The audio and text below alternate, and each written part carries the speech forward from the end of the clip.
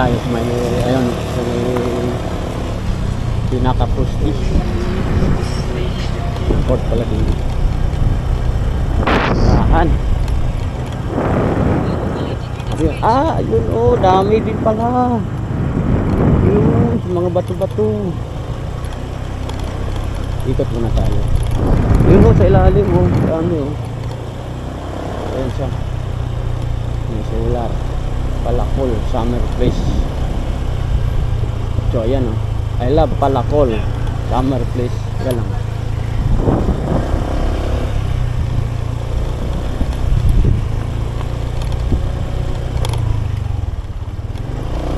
Bawal. Rides lang tayo.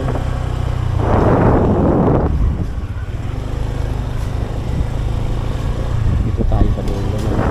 So, nakaikot talaga tayo. Ayun! Pasyalan natin to. Pasyalan natin.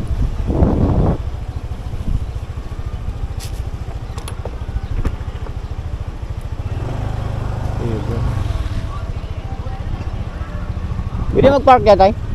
Parking? Ha?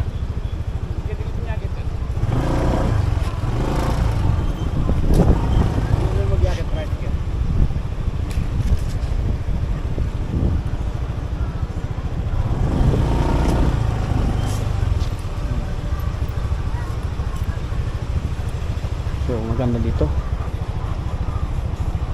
Apat pala sila ni kuya, oh.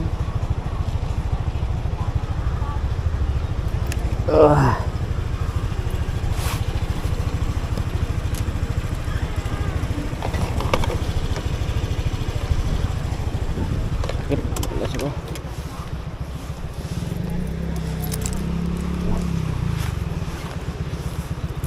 Dito tayo.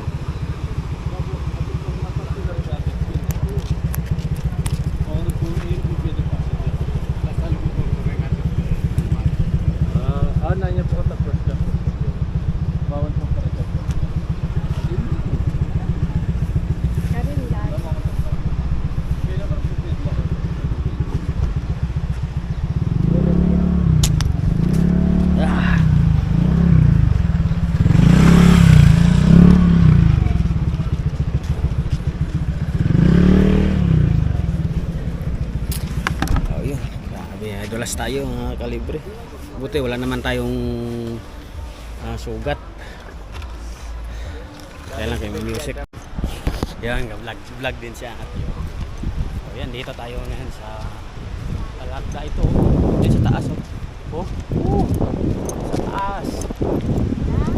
Sa taas. Tayo din sa baba ng tulay. Hindi ko alam saan papuntang tulay yan. Pang-release ba yan? Pa-Tarlac ba yan? Siguro nakadaan na rin ako dyan. Viewing lang tayo, viewing. Iikot ko kayo dito sa Palakol. Natumba tayo, pero okay lang. Mas nakikita natin na ganda dito ang Palakol. Hindi ko maintindihan yung salita nila. Okay lang. Lalaki din ng bato. Dami rin mga cottage. Tumambay doon, no?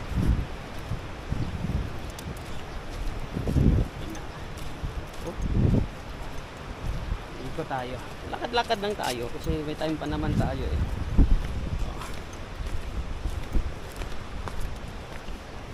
So, hindi pa masyado matao dito.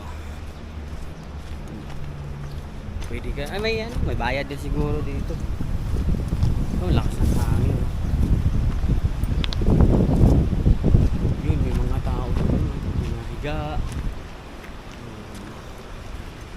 Pantalon tayo. Hindi tayo pwede makalublob, ah. Pwede na dumaan doon. So, tingnan na lang natin ito, ano. Punta tayo na doon para talagang makita natin ang ganda ng ano. Iharap natin yung ano. Ayan. Para makita niyo. Akitin natin doon. Mainit sa likod kasi hindi tayo naka sunblock.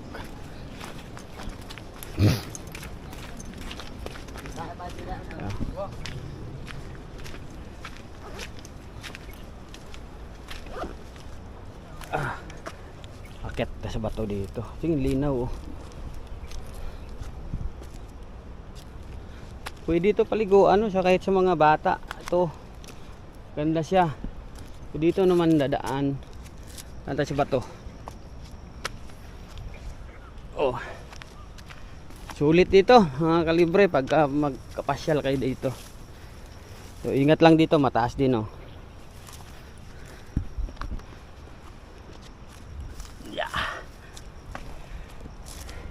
Talaga. Oh, dami pa doon sa dulo. Oh, dami pa rin nagre-renta doon sa dulo. Baka may daanan din yan doon. Doon naman, dami.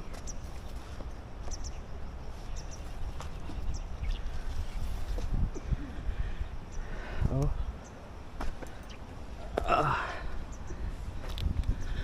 Oh. Okay, ang ganda naman kasi oh. Oh, pwede ka makalagay dito ng alak-alak. Hindi, wala entrance ata. Parking lang ang babayaran, 20. So, pwede mag-bonfire dito, pwede mag-tent. Oh. Yan oh, may isda oh, yan oh. Dala ko pa naman yung ano, paminuit ko. Wala pa mga tao. Oh, hanggang dulo yun oh. So, delikado na dyan dadaanan. So dito na lang tayo. Kung hindi sana tayo nakapantalon, pwede tayong dumaan. At papunta tayo doon oh, sa dulo. Dito akyat na lang muna tayo.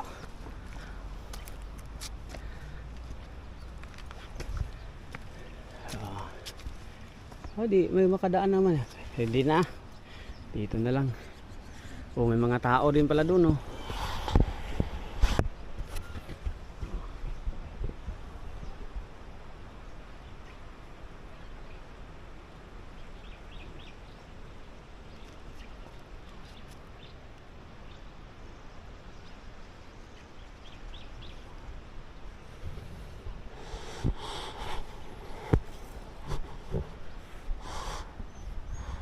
Relax, yun may tao, may nakatira.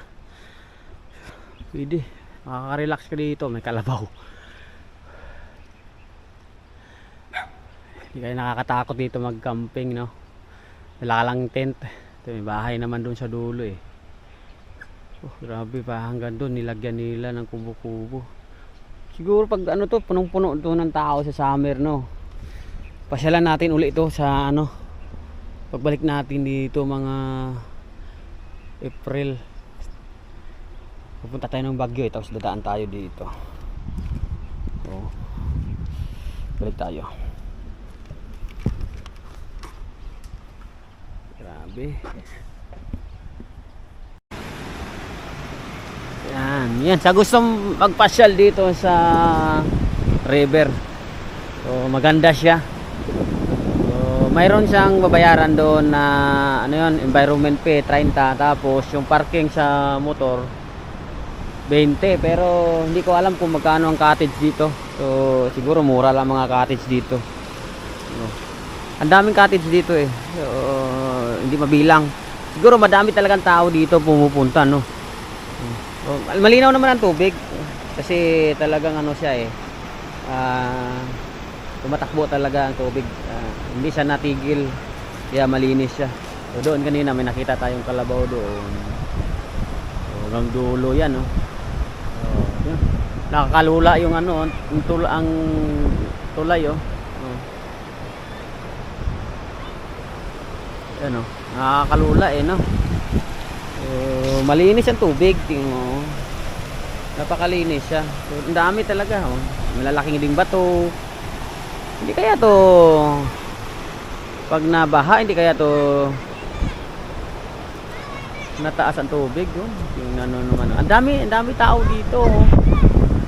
Pwede mag site visit lang kayo o viewing, pwede. Ako, sa viewing lang ako, diretso lang ako eh. Hindi naman ako siningil. Ang parking lang talaga. Talaga maganda talaga dito. Sulit yung pagod. Sulit yung pagod.